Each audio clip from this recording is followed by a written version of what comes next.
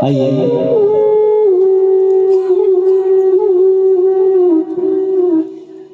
सुखदेव जी जन्म लेते ही 12 वर्ष तक मातृगर्भ में रहे और मातृगर्भ से जन्म लेने के कुछ ही समय पश्चात माता को प्रणाम किया, पिता के चरणों में वंदन किया। अवधूत वृत्ति वाला मेरा सुखदेव वहां से आगे चला गया और तपस्या में लीन हो गया। महाराज निर्गुण तपस्या का धनी है मेरा सुखदेव, निर्गुण उपासक मेरा सुखदेव आज सभी व्यक्तियों को अंतर्मुखी करके इस निर्गुण ब्रह्म का उपासक हो गया। पिता के कहने पर भी सुखदेव वापस नहीं आए। इधर सैनकादि 88,000 ऋषियों ने प्रश्न कर दिया, महाराज हमें आपने सुखदेव के जन्म का प्रसंग तो सुनाया, लेकिन महाराज अभी तक हमें आप यह नहीं बता पाए, हमें ये नहीं सुना पाए ये व्यास जी कौन है। ये प्रश्न है हमारा। जब ये बात कही सूत जी ने कहा, मेरे गुरुदेव व्यास जी का चरित्र भी अनूठा चरित्र है। मेरे गुरु भाई सुखदेव जी का प्रसंग तो आपने सुना, लेकिन मेरे गुरु जी वेद व्यास जी हैं, वो तो इतने बड़े विद्वान हैं महाराज। 24 अवतारों में 17वें नंबर के अवतार हैं वेद व्यास जी, ज्ञान अवतार हैं महाराज। संपूर्ण ब्रह्मांड में जिन्होंने अपना परचम लहरा दिया हो,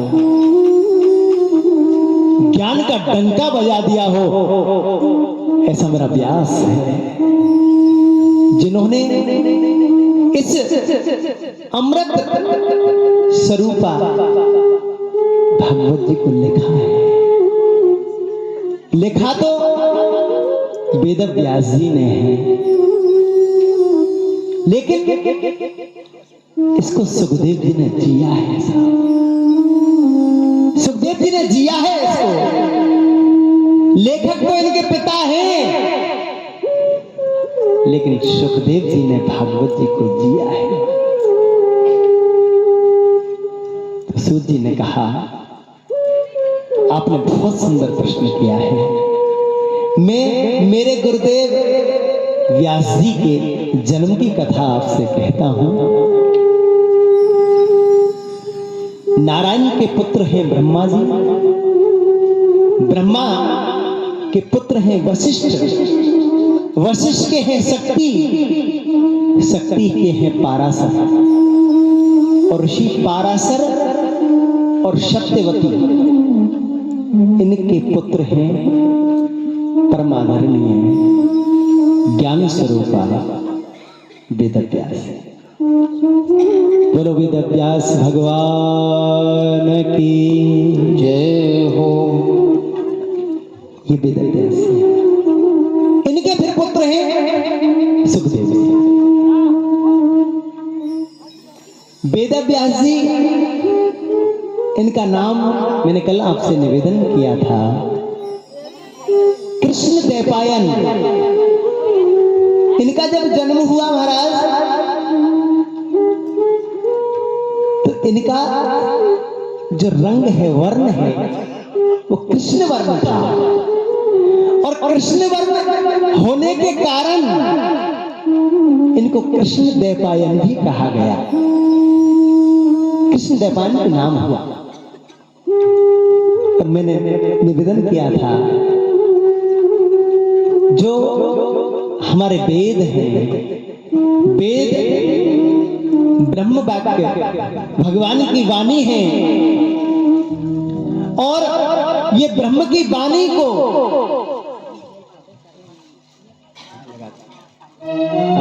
श्रीलाल है, जय हो।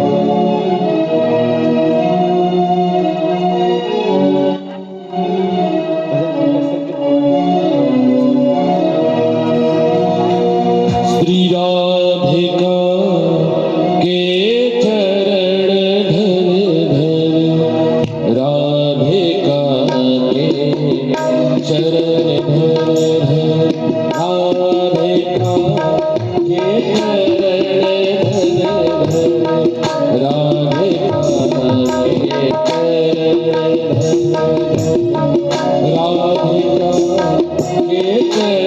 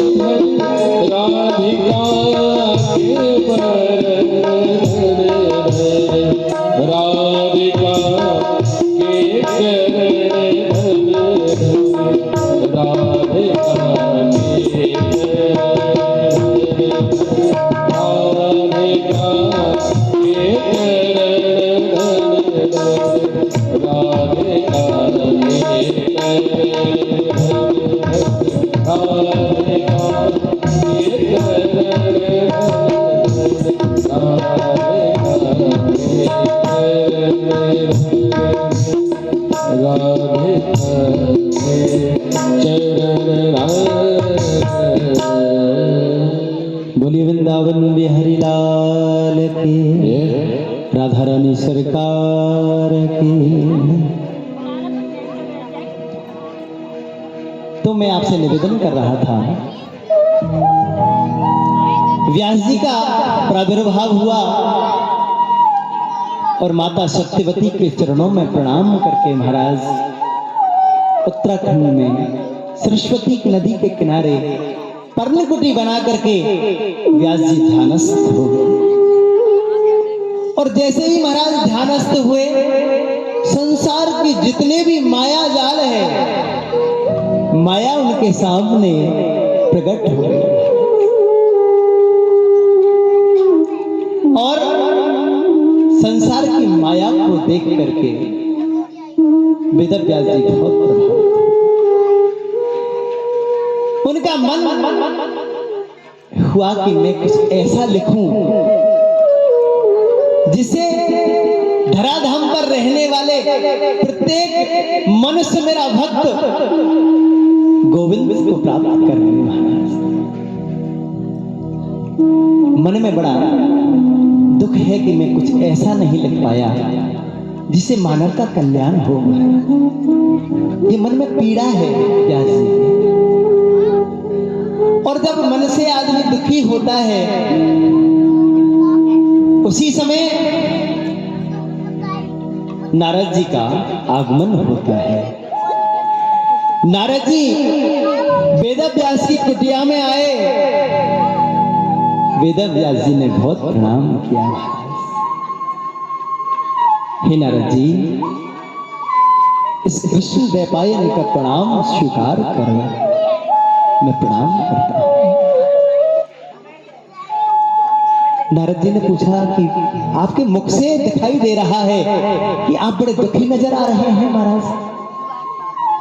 क्या करूं महाराज,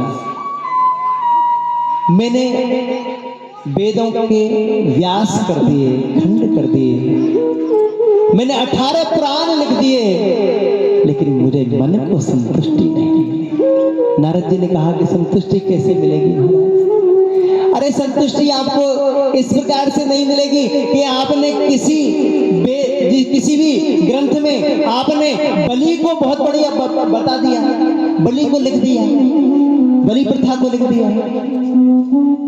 इससे आगे वाला जो समय आ रहा है उसमें लोगों के संस्कार बिगड़ जाएंगे, संस्कार बिगड़ जाएंगे।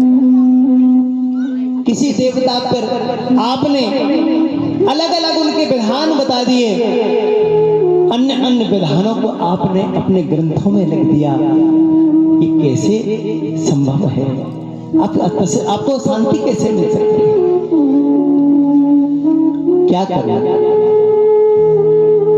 नारद जी ने कहा कि कुछ ऐसे सदग्रंथ की रचना करो, ऐसा कोई ग्रंथ लिखो जो कृष्ण को प्राप्त करा दे, मेरे गोविंद से मिला दे,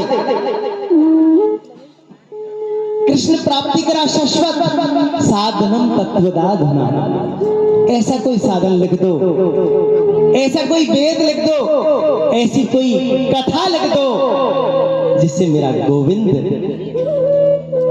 भक्तों को प्राप्त हो जाए, भक्तों को सहज रूप से मिल जाए। ऐसे कोई ग्रंथ की रचना करता हूं। अरे महाराज मैं कैसे कर सकता हूं? आप कर सकते हो। जब मैं दासी पुत्र, जो मेरा पूर्व जन्म का मैं आपको प्रसंग सुनाता हूं। नारद जी यहां अपने पूर्व जन्म की कथा कह रहे हैं। नारद जी से एक बार ऋषियों का अपराध हो गया और ऋषियों के श्राप के कारण नारद जी को दासी पुत्र बनना पड़ा। वही कथा सुना रहे हैं।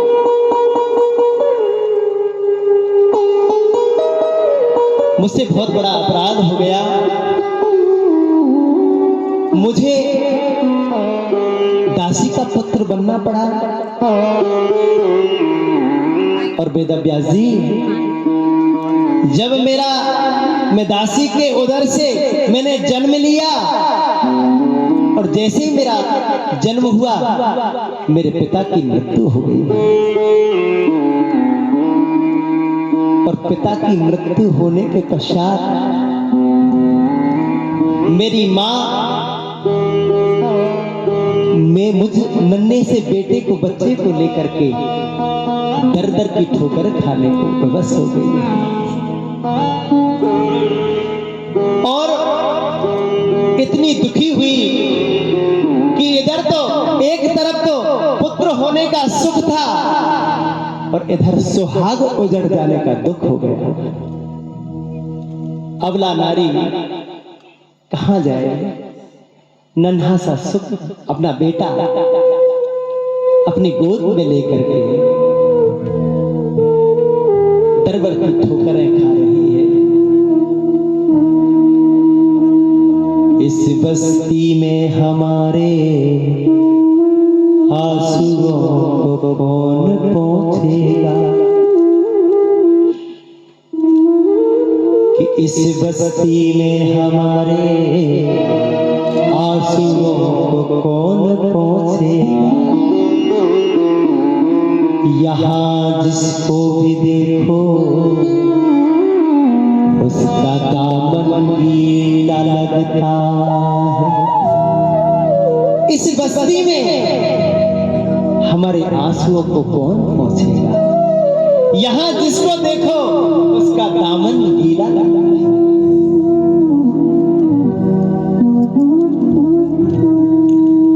बड़ी हताश, उदास, निराश एक अबला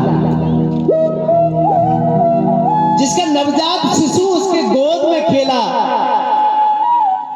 और उस बेटे से बाप का साया उठ गया। दुखी होती हुई एक संत के आश्रम में पहुंची। संतों ने उस मेरी माँ को शरण दे दी। बेटी, आप आनंद के साथ में यहां रह सकती हो और अंदर चली जाओ। गुरु माता आपको जो आज्ञा दे वही सेवा करो। व्यास जी, मेरी मां को आश्रम में गौओं की सेवा मिल गई और जीवन तो उसका धन्य है महाराज, जिसको गौ सेवा करने को मिल जाए। 33 कोटि देवताओं का चलता फिरता अगर कोई मंदिर है तो मेरी गौ माता है महाराज, गौ माता है। गौ माता की सेवा मिल जाए, लेकिन इस देश का दुर्भाग्य है महाराज। 33 कोटि देवताओं का चलता फिरता मंदिर, जीवन में कोई भी व्यक्ति चाहे कितना भी प्रयास कर ले, 33 कोटि देवताओं के मंदिर स्थापित इस धराधाम पर ना तो करवा सका है ना करवाया है। लेकिन गौ माता की सेवा से महाराज 33 कोटि देवताओं का पूजा करने का फल हमको प्राप्त हो सकता है। ये गौ माता का चमत्कार है। यत्र अस्ति गतम पापम देहे तिष्ठति माम के ग्रंथ कहते हैं, हमारे हड्डियों के अंदर जो पाप है, उस पाप को विनष्ट करने की ताकत गाय माता के दूध में है महाराज। अगर गाय माता का दूध सेवन करने को मिल जाए महाराज, वो तो अमृत है, अमृत है महाराज। जब ये गौ माता को, इसका जो मुख है उसको पूजनीय नहीं बताया है। अन्य अन्य शास्त्रों में इसका विधान है। सीता जी का एक श्राप भी है कि उस समय जब दशरथ जी का श्राद्ध किया जा रहा था, तो इससे गाय माता से कहा कि मैंने मेरे ससुर साहब का श्राद्ध किया है, इसकी गवाह आप दें, गवाही दे दें। भगवान राम के क्रोध को देख करके, क्योंकि उस समय मेरे राघवेंद्र सरकार और लक्ष्मण जी दोनों ही वहां उपस्थित नहीं थे। वो सामग्री लेने के लिए दूरस्थ एक स्थान पर चले गए थे। समय निकल रहा था।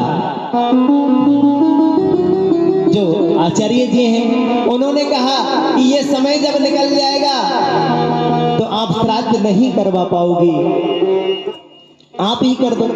कि मेरे पति के रहते हुए मैं श्राद्ध कैसे कर सकती हूँ, मना कर दिया। लेकिन कहते हैं, सुना है, पढ़ा भी है कि वहां दशरथ जी की आत्मा स्वयं प्रकट हो गई और महाराज स्वयं प्रकट होकर के कहा किसी से, सीता बेटी मैं आपसे कह रहा हूं, ये समय निकल गया तो मुझे अन्य अन्य योनियों में भटकना पड़ेगा महाराज। इसलिए मेरा आग्रह है, मैं आदेशित कर रहा हूं कि श्राद्ध आप ही करें। और महाराज वो श्राद्ध सीता माँ ने कर दिया। जब भगवान राम और लक्ष्मण दोनों आए,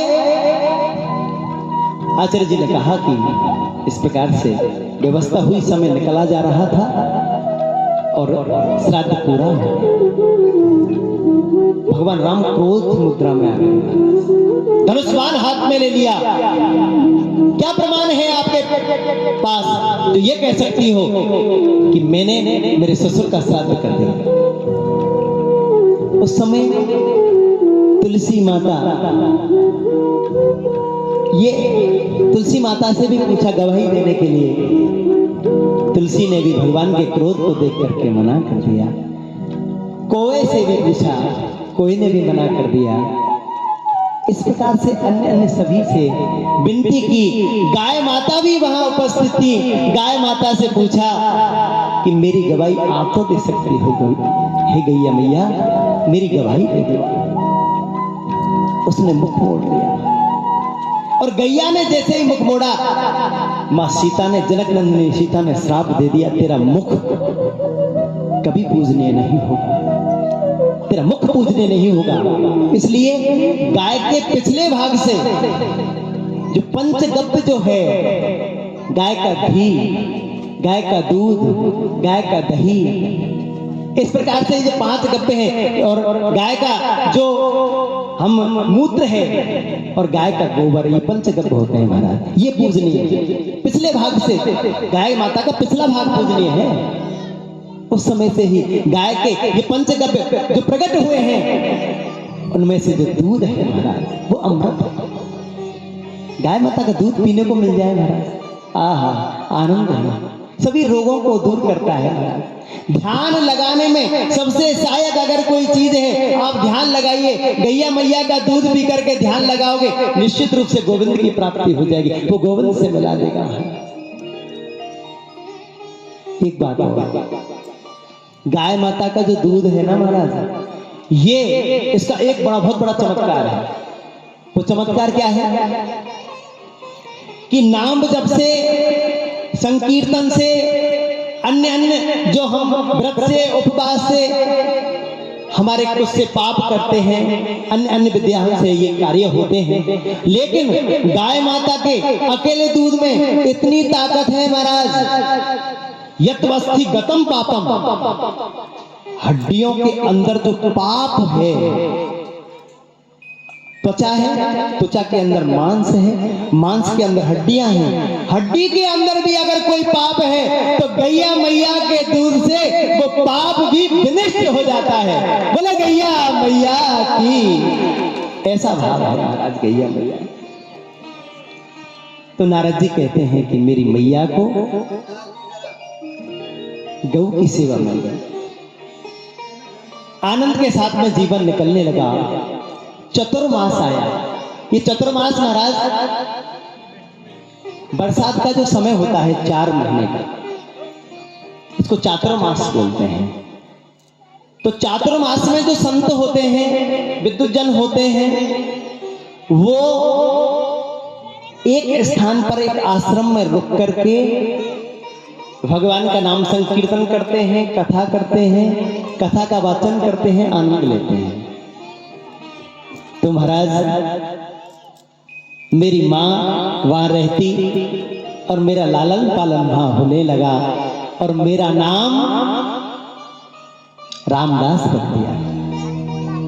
और संतों का जब आगमन हुआ तो मुझे अत्यधिक प्रसन्नता हुई। सत्संग होगा, संतों का आशीर्वाद मिलेगा, बड़ा भाव। मैं भी संतों की सेवा करने लगा। संतों की सेवा करता हुआ दिन में प्रवचन सुनता, कथा सुनता, रात्रि को भजन करता। मेरा मैं अपने आप को बहुत भाग्यशाली समझ रहा था। कितने भाग्य हैं मेरी माँ के, कितने उपकार हैं मेरे ऊपर, जो ऐसे संतों की सानिध्य मुझे मिल गई महाराज।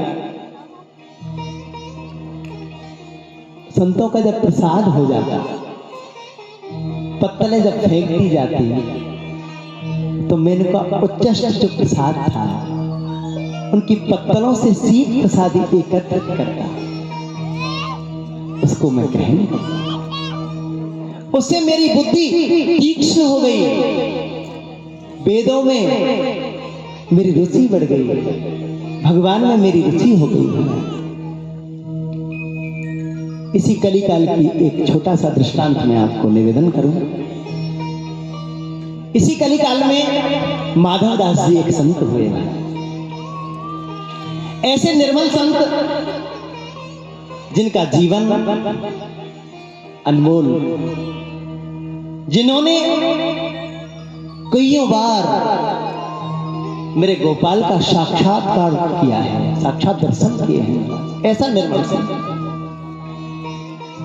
संत माधवदास व्रज की लताओं में रहते और एक ही कीर्तन राधे कृष्ण कृष्ण कृष्ण राधे राधे, राधे श्याम श्याम श्याम, यही अहरनिश कीर्तन अजपा जाप। अजपा जाप किसे कहते हैं कि हम चाहे कहीं भी बैठे रहे हों, हमारे अंदर से जो भाव चलते हैं उसको अजपा जाप बोलते हैं। और महाराज, मैं संत जो माधवदास हैं हमेशा राधा कृष्ण ब्रज की लताओं में बैठे रहते। आश्रम के संतों का जब प्रसाद हो जाता तो माधवदास जी हाथ में करवा लेकर के, मिट्टी का करवा लेकर के आते और मिट्टी के करवा में लाकर के संतों की शीत प्रसादी एकत्रित करते। संतों की शीत प्रसादी एकत्रित करके और विधि निषेध से परे उसी शीत प्रसादी से भगवान का भोग लगाते और स्वयं प्रसाद पाते। संतों का शीत प्रसाद एकत्रित करते, करवा में रखते और उच्च शीत प्रसादी को भगवान का भोग लगा करके स्वयं भोग लगाते। एक दिन भजन रस में डूबे रहे, बाहरी जब चेतना हुई तो फिर ध्यान आया कि अरे बहुत समय हो गया, तो छोड़ करके आए, हाथ में करवा लगा है और लेते हुए भगवान हाथ में करवा है। संतों की शीत प्रसादी हो चुकी है, संतों की प्रसादी हो चुकी है, शीत प्रसादी एकत्रित कर रहे हैं। शीत प्रसादी को करवा में एकत्रित कर लिया और जल्दी जल्दी आए, आज एक ग्रास मुख में रख लिया। फिर ध्यान आया, अरे आज तो मैंने भगवान का भोग ही नहीं लगाया। फिर ध्यान आया कि चलो कोई बात नहीं, मैंने भगवान का भोग नहीं लगाया, मैं इस ग्रास को निगल लूं, हाथ पर छलन करके भगवान का भोग लगा लूं। ध्यान आया कि मैं निगलता हूं तो भगवान का भोग नहीं लगा। फिर ध्यान आया कि ग्रास उगल दूं, फिर भगवान का भोग लगा दूं। नैन सचल हो गई महाराज। निगलता हूं तो मेरे गोविंद का भोग नहीं लगा और उगलता हूं तो संतों की शीत प्रसादी का अपमान हो जाएगा। जंगल में बैठे एकांत में पछतावा हो गया और कहने लगे कि संत को यह शीत प्रसाद लियो डारना जाए गिराओ। संत को यह शीत प्रसाद लियो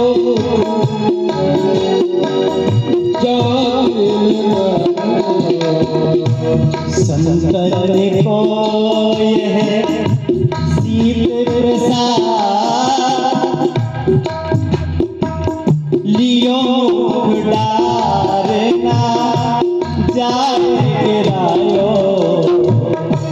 नीलत लाज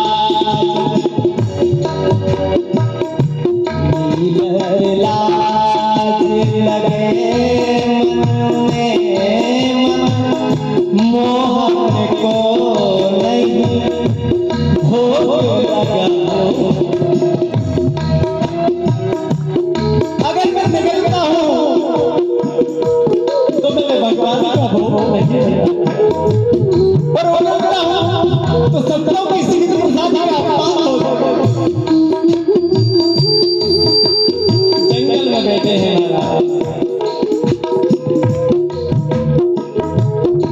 ना निकलते बने ना कुछ बन रहा है।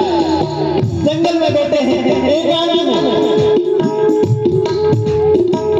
सनंदन को ये शीत प्रसाद दियो डालना जाए गिरायो।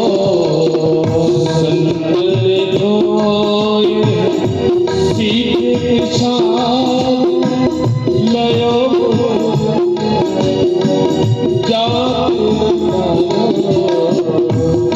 लग लाज लगे मन में मोहन को नहीं भोग लगायो।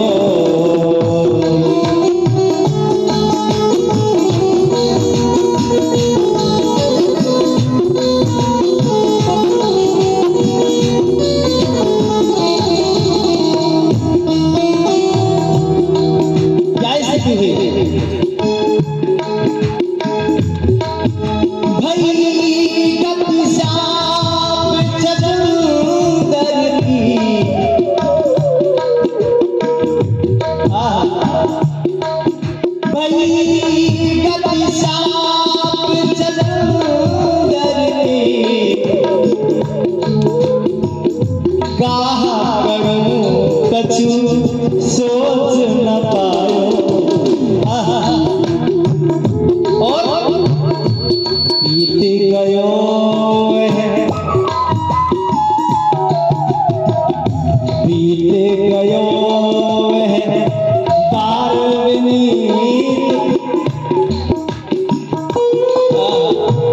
पूरा दिन भर बैठे रहे, रात तक बैठे रहे, दिन बीत गया।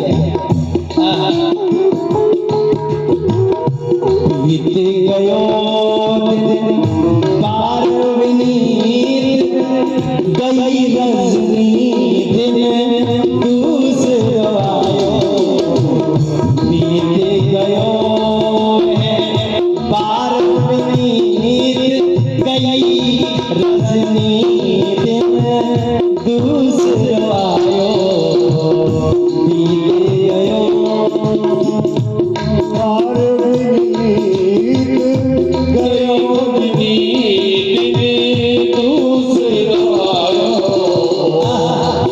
दिन भर बैठे रहे, रात भर बैठे रहे। सुबह 4 बजे मंगला दर्शन मेरे गोविंद बाल रूप में आए। बाल रूप में दरवाजा खटखटाया, अरे माधव।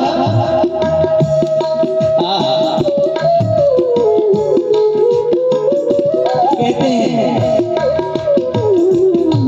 कि मेरी मंजिलों का पता किसी से पाया नहीं जाता, मेरी मंजिलों का पता किसी से पाया नहीं जाता। जहां मैं हूं वहां फरिश्तों से भी आया नहीं जाता, जहां मैं हूं वहां फरिश्तों से भी आया नहीं जाता।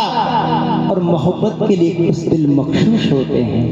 ये वो नगमा है जो हर साज पर गाया नहीं जाता, ये वो नगमा है जो हर साज पर गाया नहीं जाता। 1 लाख में अगर दब जाए तो वह जेर नहीं होता, और अपनी ताकत पर जो उतराए वो शेर नहीं होता। और दरबार इलाही से मायूस न जाए बंदे, यहाँ देर तो होती है पर अंधेर नहीं, अंधेर नहीं। प्रातः काल मंगला दर्शन में प्रभु ने गेट माधवदास जी का खटखटाया। माधवदास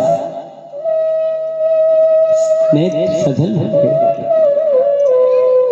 कितना देर भूखे रखोगे, कितने समय तक मुझे भूखा रखोगे? 2 दिन से मैंने भोजन नहीं किया।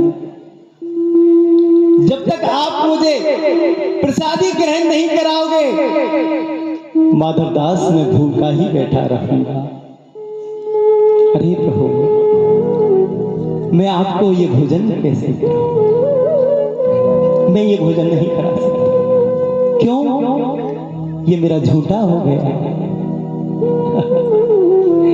भगवान ने कहा कि अरे माधव, तू रोज ही जब मुझे संतों का प्रसाद झूठा ग्रहण कराता है, तो आज तो तेरा है माधव, आज तो ये प्रसाद मैं लेके ही रहूंगा। कहते हैं कि भगवान ने माधव दास जी का मुख खोला और वहां से एक कण लेकर के अपने मुख में धारण कर लिया महाराज। मुख में प्रसादी ले ली महाराज, मुख में प्रसादी। इसीलिए तो कहते हैं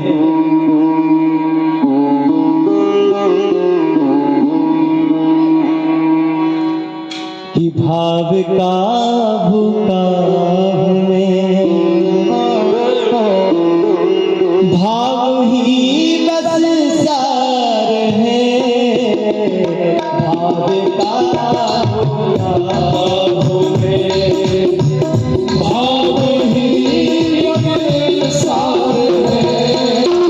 भाव से मुझको भजे तो, भाव से मुझको भजे तो, हमसे तेरा प्यार है। भाव का भूखा भाव में, भाव का भूखा मैं तो।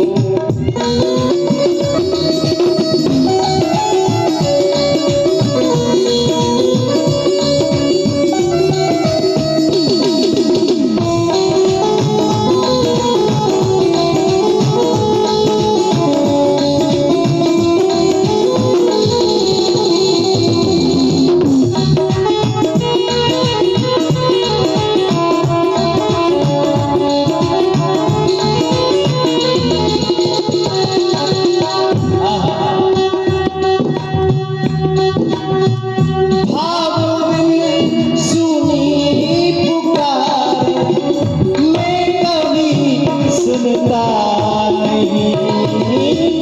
भाव ही तुम्हीं पुकारे, मैं कभी सुनता नहीं। भाव की भाव के बिना प्रभु नहीं सुनेंगे, इसलिए तो लिखा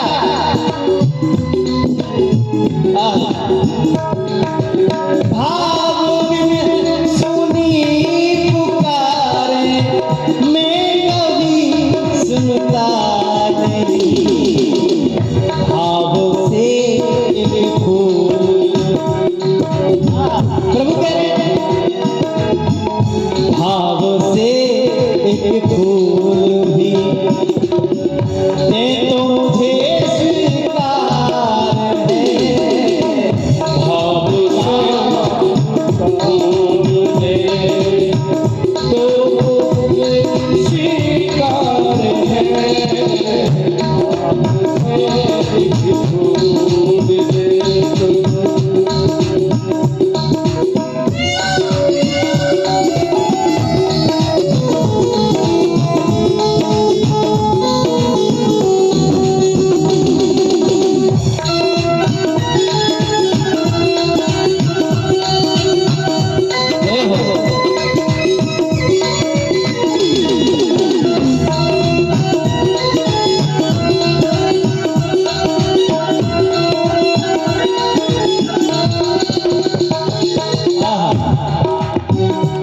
लिखा भाव बिन सुनी पुकारे हरे।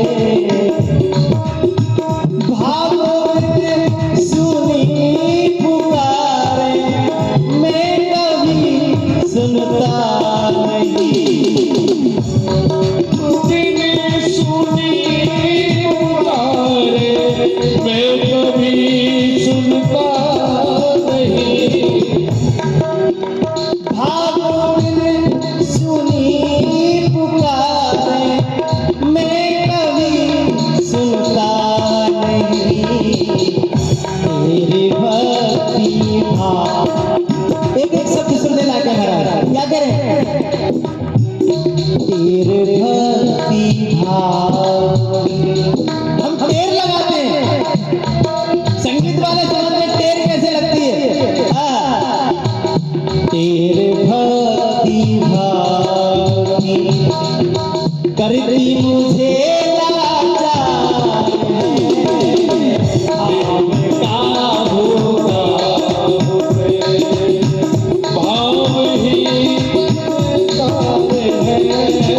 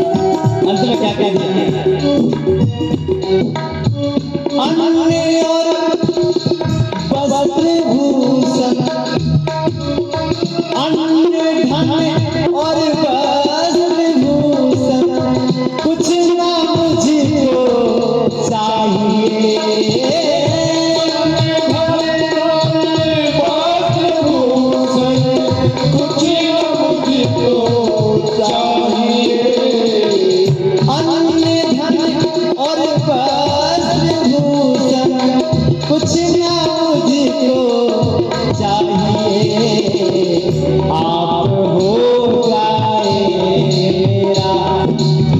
बस इतना सा, बस मेरा होकर के दिखाया।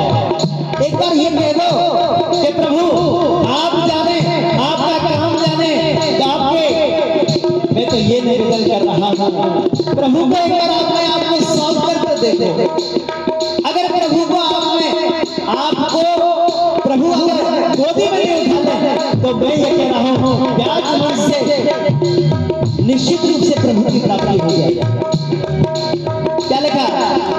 आप हो जाए मेरा, आप हो जाए मेरा, बस यही सत्य का हो जाए मेरा, बस यही सत्य का है। आप भाव ही सारे हैं, आप भाव से मुझको भजे, भव से मेरा भाव का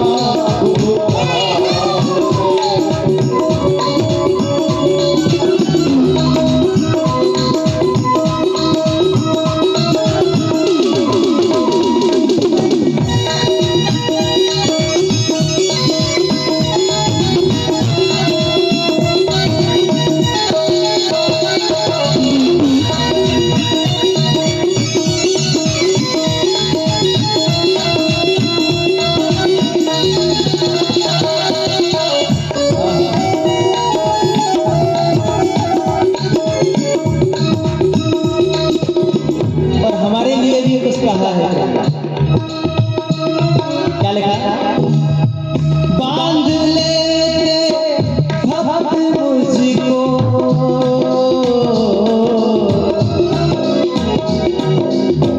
बांध लेते भक्त मुझको प्रेम की जंजीर में। बांध लेते भक्त मुझको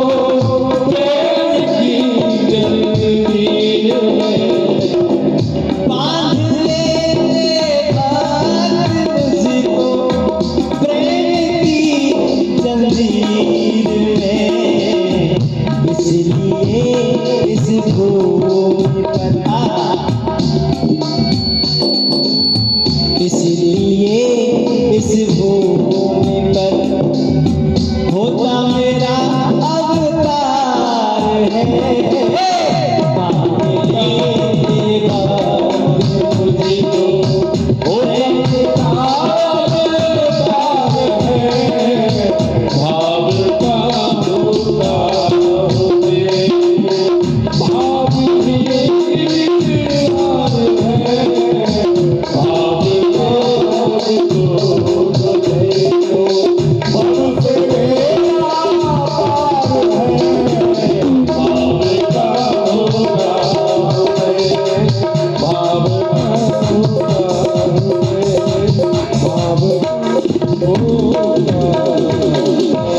बोलिए वृंदावन बिहारी लाल की, राधा रानी सरकार की।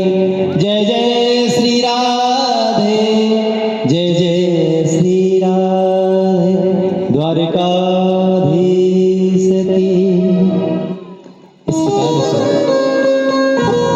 माधव दास जी की प्रसादी का भगवान ने भोग लगाया। और सज्जनों, इधर नारद जी चतुर्मास में हैं। संतों का चतुर्मास पूर्ण होने जा रहा है और चतुर्मास पूर्ण होते ही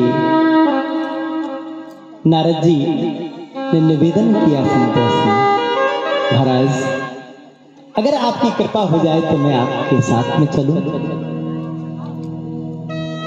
ये बात दासी का जो पुत्र नारद है, दासी ने इस बात को सुन ली महाराज। रामदास की जो माँ है इस जन्म में वो दासी हैं, और उस पुत्र की माँ ने उस बात को सुन लिया। उसने सुना कि ये मेरे पुत्र को ले जाने की बात कर रहे हैं, पुत्र मेरी जाने की बात कर रहा है, ये मेरा पुत्र ही तो मेरा सहारा है, अगर ये चला गया तो महाराज मैं मेरा जीवन यापन कैसे करूंगी। मां रोने लगी महाराज।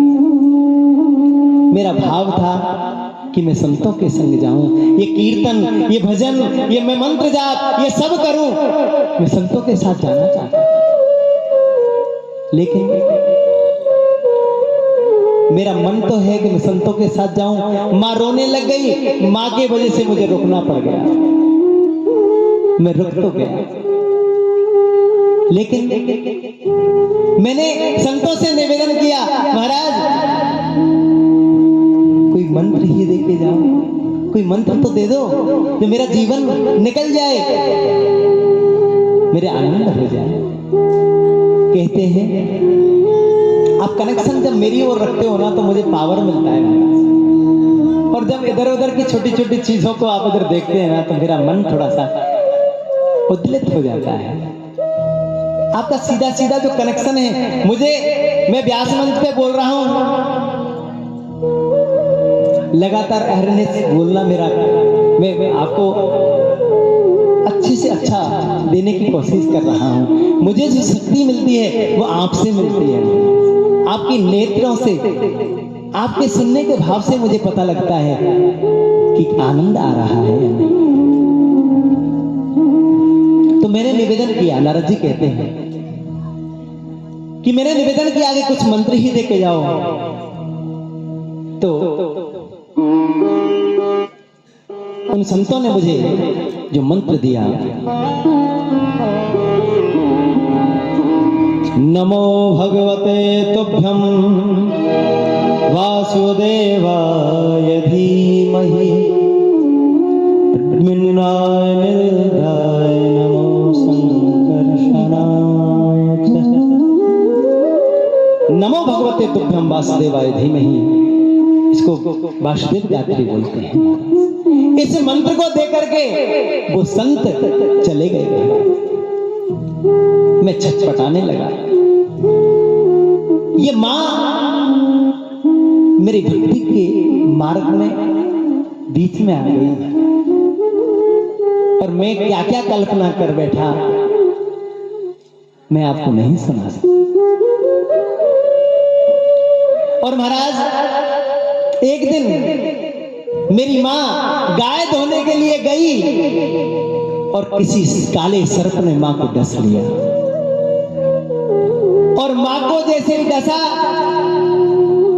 तो व्यास जी मेरे आंखों से दो प्रकार के जो अश्रु है वो निकले, एक आंख से ठंडे आंसू और एक से गर्म आंसू। ऐसा क्यों?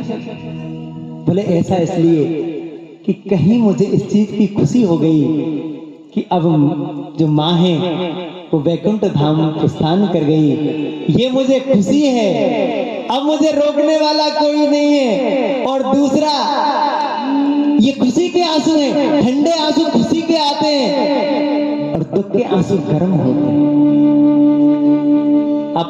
अब कभी रोने का काम पड़े तो आप अनुमान लगाना एक बार। छोटा सा बच्चा जब हमारे पढ़ता है और वो रिजल्ट की शील्ड लेके आता है ना, रिजल्ट की शील्ड लेके आया, मैया मेरी माँ आज मैं पूरे स्कूल में फर्स्ट आया हूँ, मेरी पहली रैंक आई है, उस समय माँ के जो आंसू निकल पड़ते हैं महाराज वो ठंडे होते, ठंडे आंसू होते हैं। खुशी के जो आंसू होते हैं ठंडे होते हैं, और दुख में जो रोते हैं, दुख में जो रोया जाता है, रोते हैं, उसके जो आंसू हैं वो गर्म हो। तो मेरी एक आंख से गर्म आंसू निकले, दूसरे से ठंडे आंसू निकले, अब मुझे रोकने वाला कोई नहीं है। और दूसरा, अब मैं आनंद के साथ में भजन कर सकता हूँ। मेरी माँ का मेरे ऊपर से साया हट गया, इसका मुझे दुख था, अब मुझे रोकने वाला कोई नहीं है, इसकी खुशी थी। और महाराज मैं उसी मंत्र को जाप करता हुआ अहरनिश मैं प्रभु का जाप करने लगा महाराज। और नारद जी के साथ साथ 2 मिनट 1 मिनट के लिए यही मंत्र का जाप करते हैं हम अपने मन वाणी कर्म से।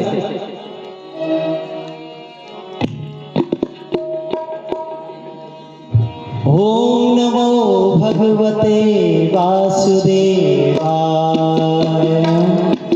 ओम नमो भगवते वासुदेवाय। ओम नमो भगवते वासुदेव ओम नमो भगवते वासुदेवाय। ओम नमो भगवते वासुदेव ओम नमो भगवते वासुदेवाय। ओम नमो भगवते वासुदेव ओम नमो भगवते वासुदेवाय। ओम नमो भगवते वासुदेवाय ओम नमो भगवते वासुदेवाय। ओम नमो भगवते वासुदेवाय वासुदेवाय मेरो चंद चंद्राय। हरि वासुदेवाय मेरो नंद नंदनाय वासुदेवाय मेरो नंद नंदनाय। वासुदेवाय मेरो नंद नंदनाय ओम नमो भगवते वासुदेवाय। ओम नमो भगवते वासुदेवाय ओम नमो भगवते वासुदेवाय। ओम नमो भगवते वासुदेवाय वासुदेवाय मेरो रामचंद्राय। वासुदेवाय मेरो रामचंद्राय वासुदेवाय मेरो कृष्णचंद्राय। वासुदेवाय मेरो कृष्णचंद्राय ओम नमो भगवते वासुदेवाय। ओम नमो भगवते वासुदेवाय ओम नमो भगवते वासुदेवाय। ओम नमो भगवते वासुदेवाय वासुदेवाय शिव वासुदेवाय। वासुदेवाय शिव वासुदेवाय वासुदेवाय मेरो कृष्णचंद्राय। वासुदेवाय मेरो नंदनंदनाय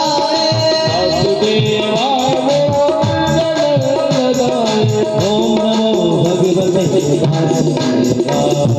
ओम नमो भगवते वासुदेवाय ओम नमो भगवते वासुदेवाय। ओम नमो भगवते वासुदेवाय ओम नमो भगवते वासुदेवाय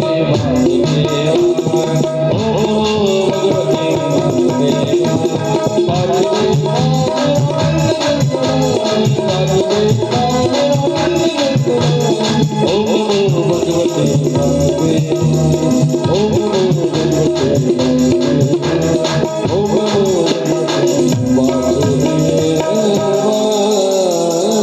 गुरु वृंदावन हरिलाल की, राधा रानी सरकार की जय। जय श्री राधे, जय जय श्री राधे द्वारिकाधीश की।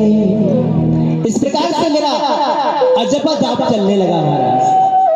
और एक दिन वो नारायण प्रकट हो गए। 1 मिनट में झांकी, लेकिन मैंने देखा कि जैसे ही मेरे हृदय में वो नारायण की झांकी आई और 1 मिनट में वो गायब हो गई, तो मैं रोने लगा महाराज। तो आकाशवाणी हुई कि अभी आपके संस्कार शेष हैं, मैं अगले जन्म में मैं आपको मिलूंगा। अगले जन्म में यही दासी का पुत्र ब्रह्मा पुत्र नारद बना।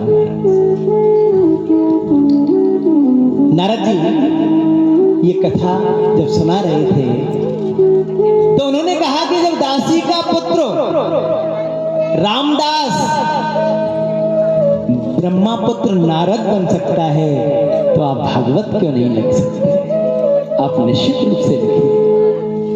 और महाराज वेद व्यास जी ने अपनी कलम उठाई और कहते हैं, नारद जी ने 3 उंगलियां व्यास जी के हृदय पे लगाई और चतुश्लोकी जो भागवत है 4 मंत्रों को और महाराज नारद जी ने व्यास जी के हृदय में परिवर्तित कर दिया और वही 4 मंत्र व्यास जी ने 18,000 मंत्रों में प्रो करके हमें ये भागवत रूपी महामंत्र, भागवत रूपी अमृत पान हमें कराने के लिए इस धराधाम पर हमें, ये वही भागवत है। चतुश्लोकी भागवत को नारद जी ने और व्यास जी के हृदय में उतार दिया और उन्होंने 18,000 मंत्रों के द्वारा हमें ये प्राप्त करवा दिया।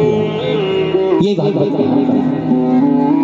भागवत महापुराण को वेद व्यास जी ने लिखा और जन जन तक पहुंचाने का कार्य अब कौन करे।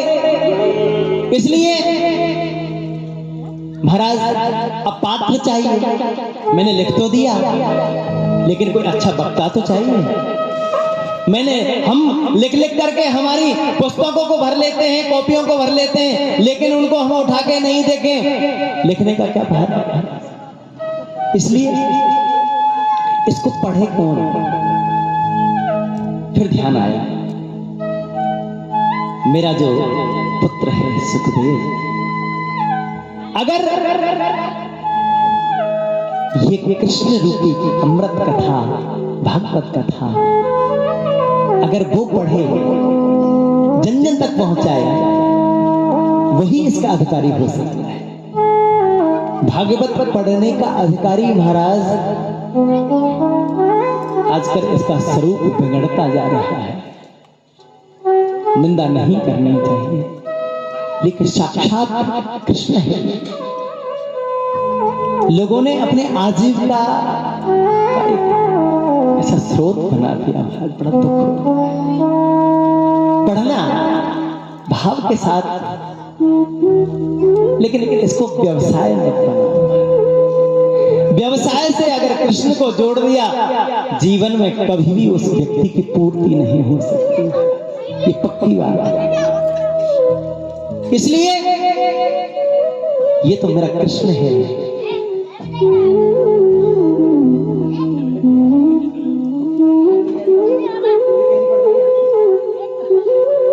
तो महाराज ये तो कृष्ण है,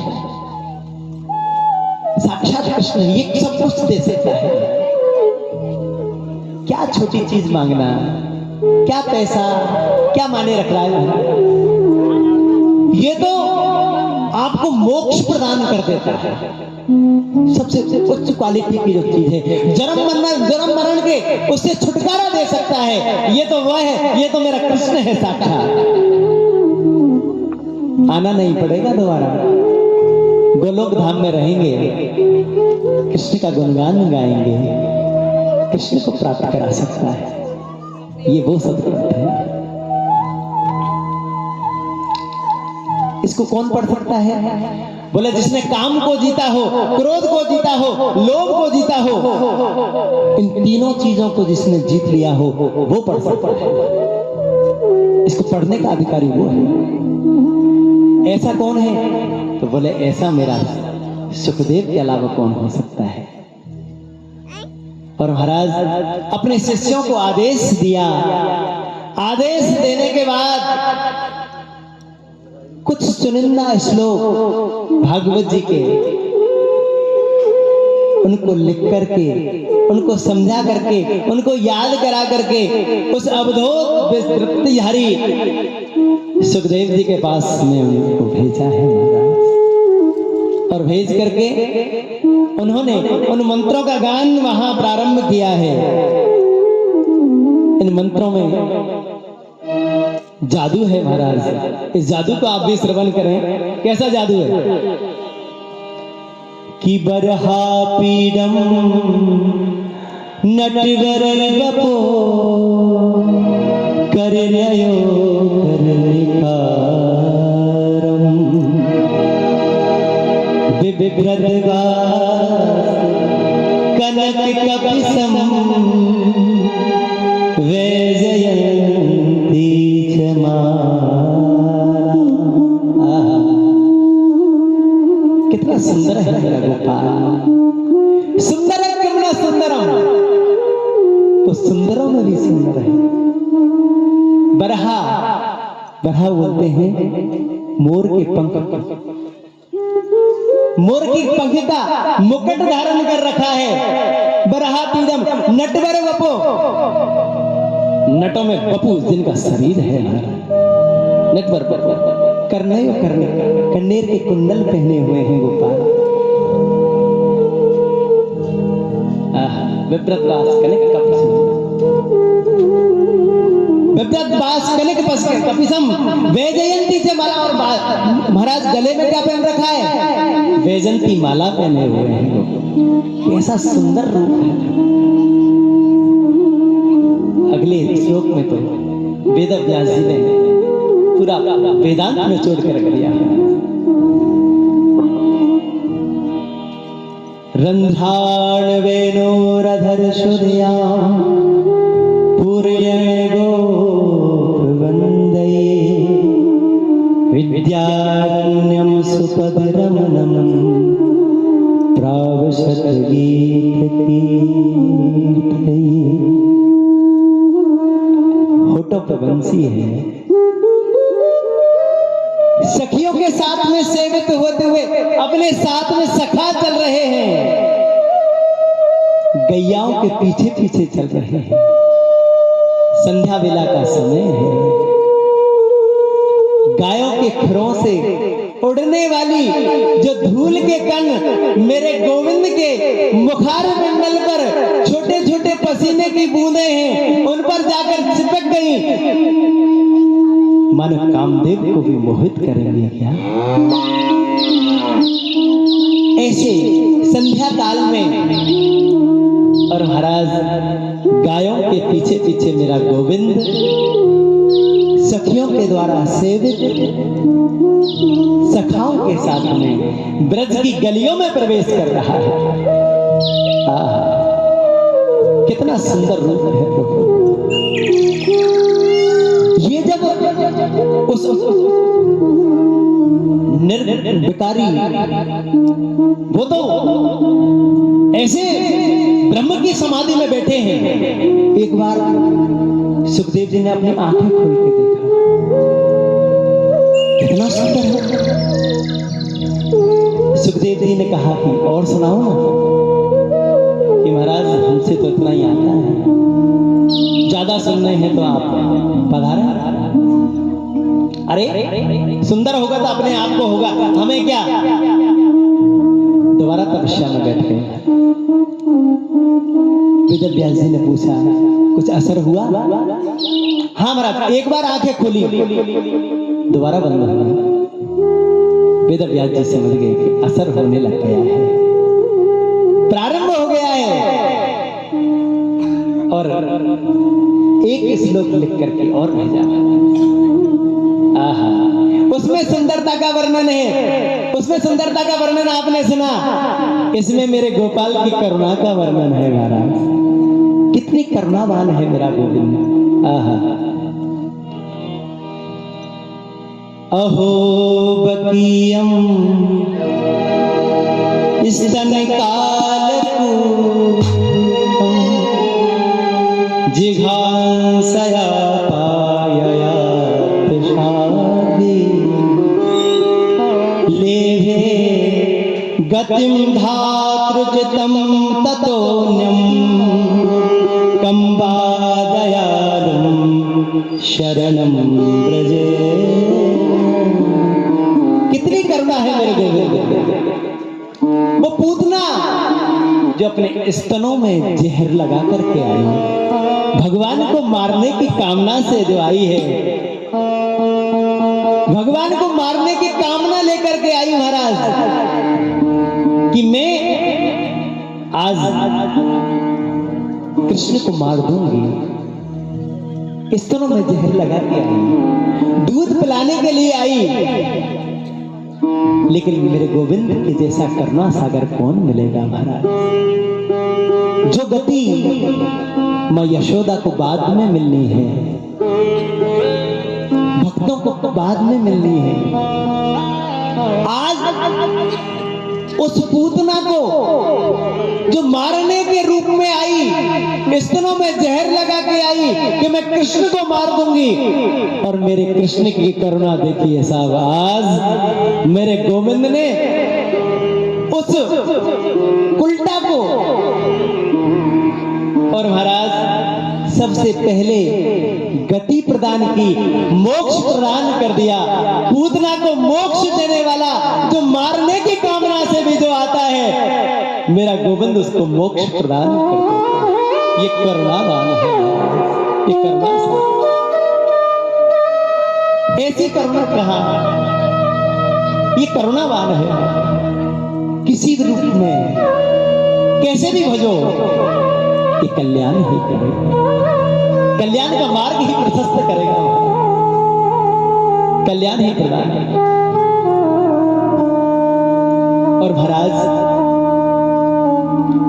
सुखदेव जी ने आंखें खोल कर देखा, वाह क्या करने वाला है ऐसा भगवान। मैं तो निर्गुण उपासक हूं, लेकिन मुझे खींच रहा है। मैंने कल आपसे निवेदन किया था, कृष्ण नाम का अंत यही है, कृष्ण नाम का अर्थ ही यही है, जो अपने आप को खींच के तुम्हें ला करके रख दे, अपने आप को वो अपने खींचता है। कृष्ण खींचता है, खींचने वाला, ये नाम में चमत्कार है। और इधर भगवान के स्वरूप को जैसे ही करुणा को सुना, करुणा को सुनते ही सुखदेव जी दौड़ पड़े, मुझे लेके चलो। वेद व्यास जी के पास में आए, प्रणाम किया। पिताश्री, जो मंत्र आपने भिजवाए उस सतग्रंथ को मैं पढ़ना चाहता हूं,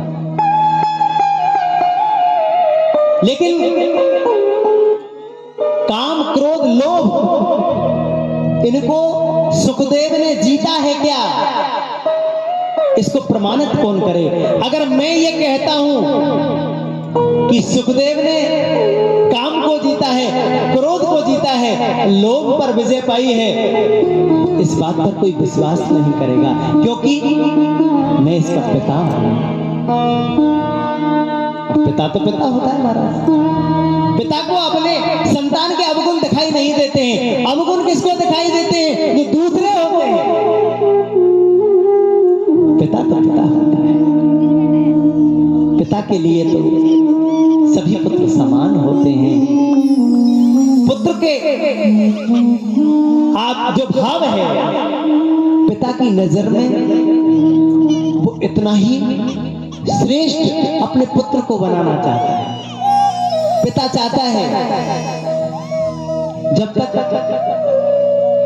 हम अपनी पहचान ऐसे स्थापित नहीं कर लेंगे, मैं मेरे पिताजी के नाम से अगर जाना जा रहा हूं तो इसमें मेरा कुछ नहीं है। अरे मेरे नाम से मेरे पिता को जाना जाए, उस समय पिता का सीना गर्व से चौड़ा हो जाता है महाराज, चौड़ा हो जाता है। ये इनके पुत्र हैं।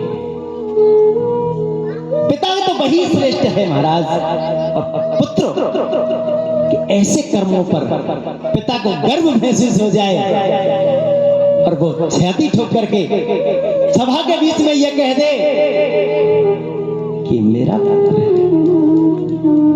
ये गर्व होना चाहिए। ऐसे संस्कार हम बच्चों में पैदा करें, ऐसे राह पर उनको चलाएं, पिता का गर्व होगा। तो काम क्रोध लोभ को इसने जीता है क्या, इसको प्रमाणित कौन करे।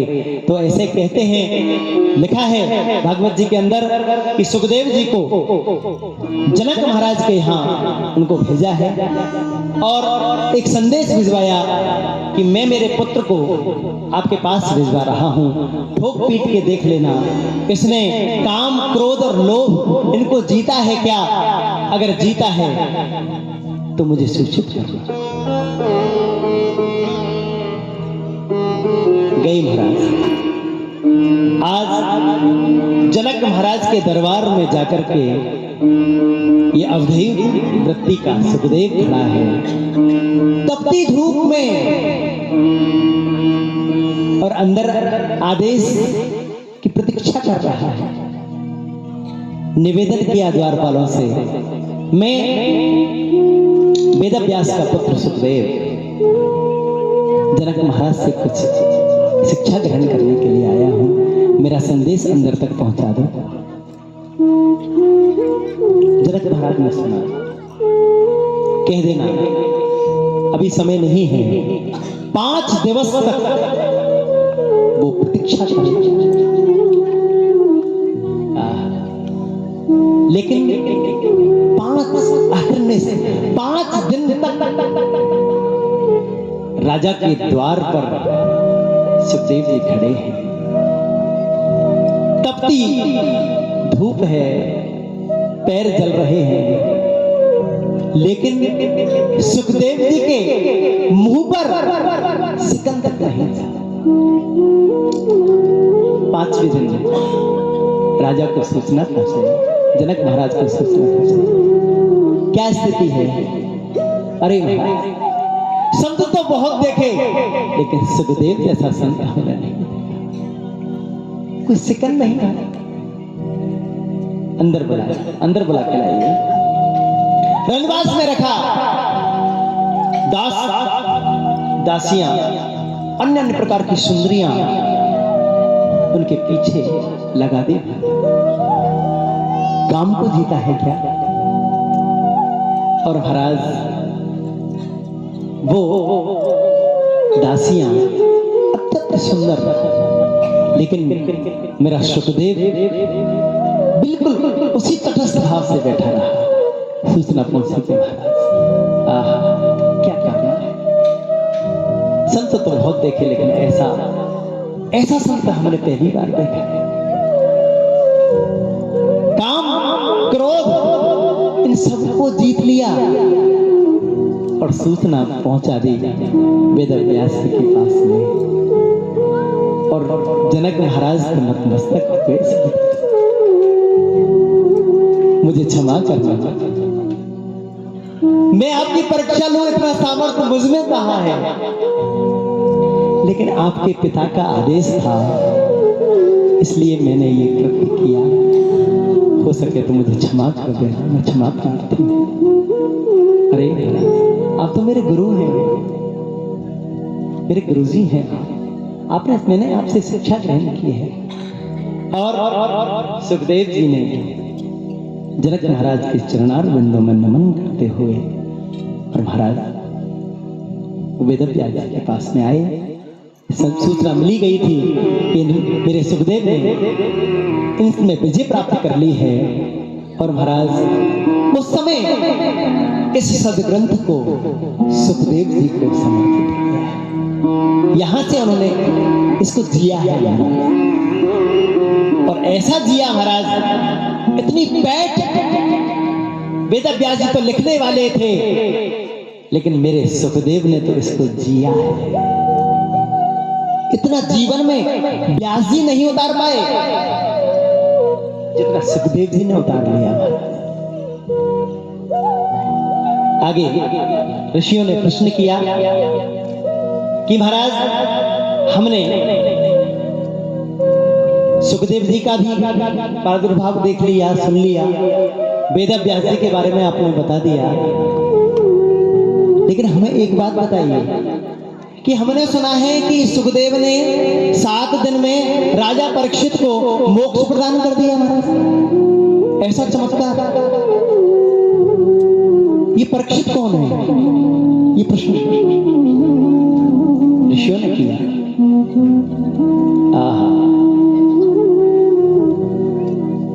उस समय सूत जी के नयन सजल हो गए। परीक्षित का प्रसंग सुनाना मैं कोई जरूरी नहीं समझता, लेकिन जिस प्रसंग से मेरे गोविंद की कथा का प्रादुर्भाव होता है, वो कथा मैं आपको अवश्य सुनाऊंगा। मेरे गोविंद की कथा का प्रादुर्भाव मैं कथा जरूर सुनाऊंगा। महाभारत का प्रसंग आप श्रवण करें।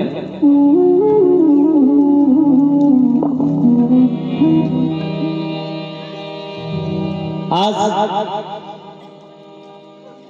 इस प्रसंग को सुनने से पहले आप मात्र 2 मिनट के लिए भगवान नाम संकीर्तन प्रेम से श्रवण करेंगे। उसके बाद ये महाभारत का प्रसंग अपन लेके चलेंगे।